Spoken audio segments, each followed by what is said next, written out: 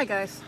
So I have been putting this off and putting this off and putting this off, and I just happened to wind up on a live stream with Food Forest Permaculture a little while ago, and at the end he made the comment, I just put it up and I don't edit it. And you know what, I don't get the editing thing at all yet. I can't even turn this phone around.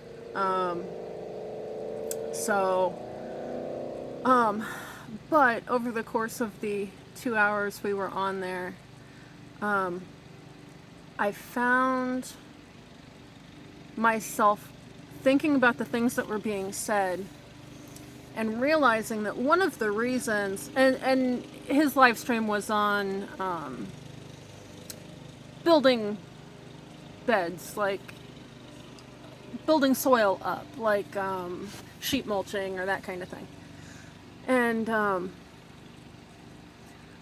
so far this year I've been doing a lot with self-wicking tubs, and that was what I was actually going to talk about on my next video. And I've been avoiding it. It's 2.5 months, or not 2.5 months, 2.5 weeks since I've put one up. And I was out here moving stuff around today and finally realized, well, part of the reason you don't want to put one up is because you're not sure you're sold on this. And I'm really not. So the self-wicking tub idea came to me through Arms Family Homestead, and they get a lot of their information on that from Leon. And I can post both of those in the description. But they seem to really love these. Now, there are a few differences. Where they are at, it's much hotter, much more, because they are further south than I am. We have had a ridiculously hot summer so far this year, and I don't know why I'm looking at garden tubs instead of the camera. I'm sorry. But anyway, so where they are at, typically it is, from my understanding, hotter, things need more water, that sort of thing. One thing I've always done with my gardening is sort of the Hail Mary play of I'm going to put it in the ground and hope Mother Nature helps me with it. And that has always worked really well for me. My houseplants don't do nearly as well, although my son has devised a wonderful routine of watering everything every 2 weeks. So that is like the first chore he does when he gets home from his dad's. So anyway, I am going to talk about self-wicking tubs. I'm not going to show you how to make one. I very well might repurpose what I was going to use those for. And after this stuff gets pulled out of them, I very well might tear these down and not use them anymore. Might give myself permission to do that. But in the meantime, I also thought I'd give you guys a quick garden tour before it gets too dark here. And I also have somewhere I need to be in about 45 minutes. So I'm going to flip the phone around and then we'll get started. And fair warning, I haven't been weeding or cleaning anything up for this video. Okay, so that's probably about where you saw it last time. This is catnip that's hanging out over here with ornamental sweet potato vine. This is a cherry tree that I need moved, but I'll be doing that later in the so anyway, this is a dianthus. I've got various catnip and a few weeds up by the house, intermixed with strawberries. The lilies and the, they're not buttercups, but that's what we call them, daffodils. Grandmother always called them jonquils. In that bed have pretty well died off, and so my rosemary is actually bigger than it has been. This is a self-wicking tub with some sadly eaten Brussels sprouts. These are actually going to get moved to a raised bed I put in behind the house.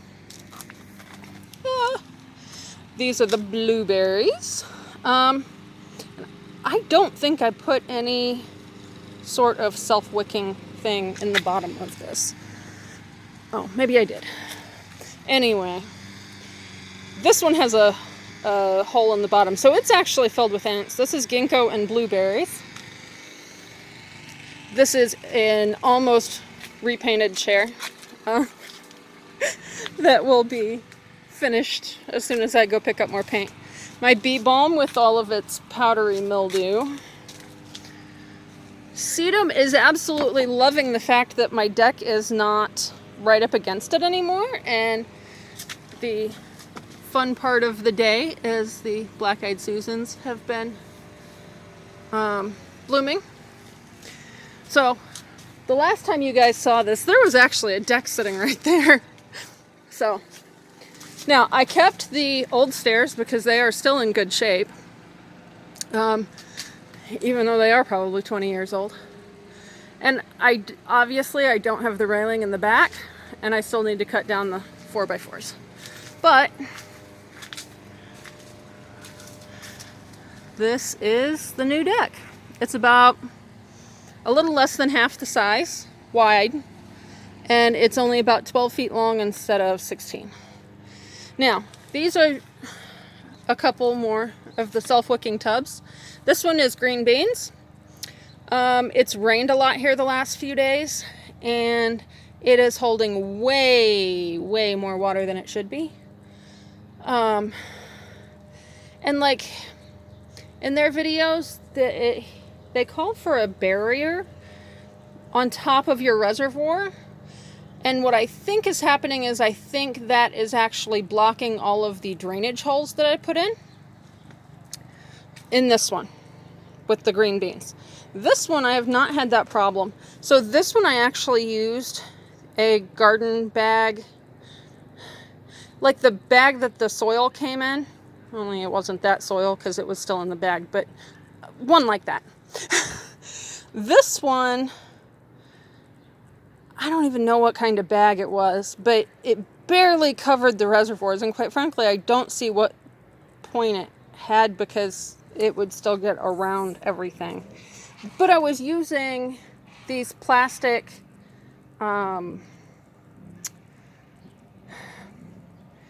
it's bigger than a milk jug, but cat litter comes in from Aldi's. So I drilled some holes in each side of that. They don't collapse as much as the milk jugs do, and they take up more space, and they work really well in the square bins. I have had 3 kale in here as well as some peas. And I forget who it was talking and said they were having their tomatoes picked by raccoons. This is the kale that kept getting topped by our raccoon. I call him our raccoon. It's not like I really want them here. And we have gotten like 5 peas off of those. But I think what I'm actually going to do now, I was putting these boxes down basically to keep weeds from coming up around the bins. And what I think I'm actually going to do at this point is once this stuff dies back, because this kale is not in a position where it will winter here because of the reservoirs, I think I'm going to dump these bins and just put in a sheet mulch bed here. That is my tomato plant that I planted for my kiddos because I shouldn't have tomatoes. Or nightshades for that matter. And then that is my beautiful comfrey. And then where these boards are at is where I was going to put in my bed as soon as I get there. I got sidetracked with Alive, and I'm glad I did. But anyway, I'm going to put a sheet mulch bed there. And I think I'm probably just going to build up this soil all through here, even in the walkway. This is actually the remains of an old compost heap. So this will be getting moved over there to make that bed. And there is a maple tree and a peach tree that need moved. That was the other bay of the compost pile. And that's actually the second or third. I think I saved one and then I lost one because it got too beat up. So anyway, I need to get those moved this fall. I'm just going to take you guys all over the garden tonight. I am going to try and start keeping videos to 15 minutes. And it looks like, surprise, surprise, I've got a strawberry blossom again. I do have ever-bearing strawberries, so. And then this is black raspberries. Those are new canes. And so from the sounds of the conversation tonight, I can actually cut out the canes that had berries on them this year. And then we will get the berries on the new ones next year. So that will be nice. That was the last peach tree I saved from the compost pile. And then this is my oregano that cross-pollinated with the lemon balm, so it tastes like lemons now. And my cherry tree. And then this one looks really bad. This is not, on the peach tree up front, it just, oh, and I was going to show you that because Wendy was mentioning that she just got a peach tree. Let's see if I can get this to focus. This is not the same kind of pattern of leaf issues that the peach has. On the peach, it just turns yellow and drops. Let's see if I can find. Yeah. There's also like a gooiness that, also I can show you on this one. So like on the peach tree, there will be like, oh, I'm out of the frame. There will be like some gooey stuff here, and then these leaves will start dropping. But there's the oriental moth will like basically burrow through here and kill off that new growth. So I need to get out here and prune this. I didn't spray this year because while I had blooms, I didn't really notice that I had any fruit set. I have since found some on the peach. This is the raised bed where the Brussels sprouts will be going. And I'm debating, I might put more comfrey right there to try and cover that groundhog hole. But I don't know. Will that just make them come out the other side and go through my raised bed and eat my Brussels sprouts? So, I still have work to do on the deck, obviously. I'm going to try and get up here. Oh, and these are radishes that went to seed. I'm not sure what. That might still be a radish, but it doesn't look like the rest of them. And that bee balm was really pretty a week ago. It has always had issues with powdery mildew. The last lot I was on, it literally, it would be one flower. And then I moved to this lot and it gets so much more sun. So this is the leaf drop on the peach. And you can see I have had a little bit of fruit set. See if I can get up here. Oh, there's a little itty bitty one. Oh, they're all over in here. Now last year, this tree was just so loaded that it actually broke off because I didn't have the heart to cut it, and I should have. I have pruned it greatly this year, and oddly enough, I don't normally get harvests 2 years in a row. I'm trying to see if I can find a limb that has the yellow. So anyway, with the oriental moth, what happens is that they will burrow down through new growth, and then if there is fruit there, they will actually burrow into the fruit all the way to the core and eat around the core. Boop.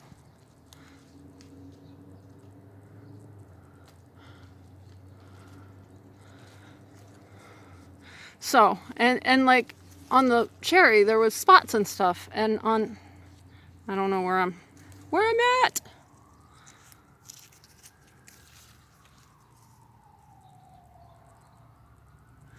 These are just plain yellow.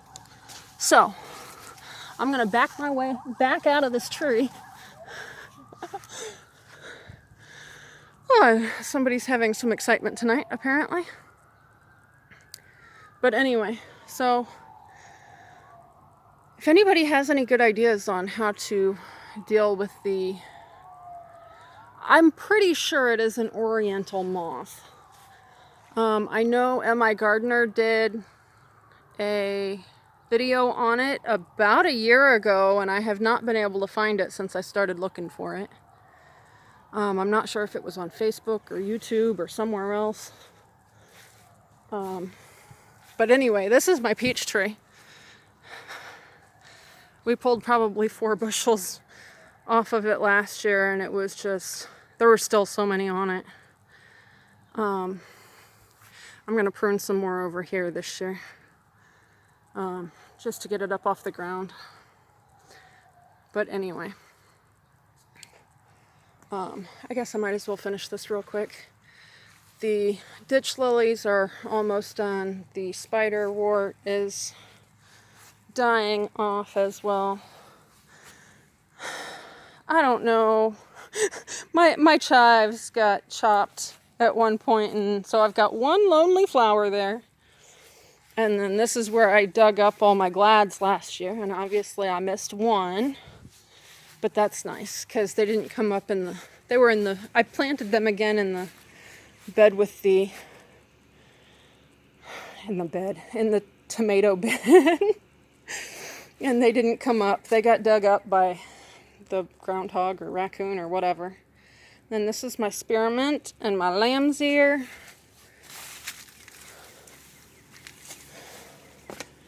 I need to tie up my Russian sage, but it is just kind of everywhere. And hasn't bloomed yet. And then some pokeberries, and what I hear is poison sumac in my steps. Excellent remedy for the poison sumac, in case anybody is, if that's problematic for anybody. High dose vitamin C keeps it from developing. Both my son and I are allergic to that. He's also allergic to poison ivy. And I didn't know what it looked like until his grandma was walking around going, "You need to get rid of that or you're going to be broken out," earlier this year. So I'm fighting with that, but thought I'd just come on here and show you guys the deck and what I've been working on. And thank you so much, Howie, for giving me a new direction, because as much as I like the idea of the self-watering tubs, I'm not sure I need them here. Maybe that's something they need more in the South. My hope was for portability, and quite frankly, they aren't all that portable either. They are very heavy. So anyway, I'm going to get off here. Have a wonderful night, and I will see you guys soon.